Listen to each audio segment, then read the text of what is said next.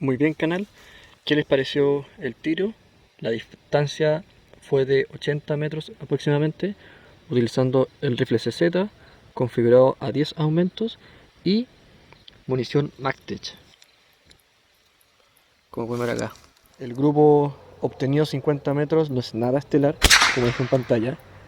Sin embargo, para cacería menor sigue siendo una munición que funciona y hace la pega.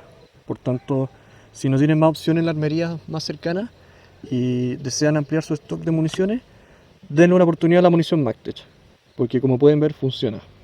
Si les gustó, no olviden dar like, compartir y suscribirse para mucho más contenido.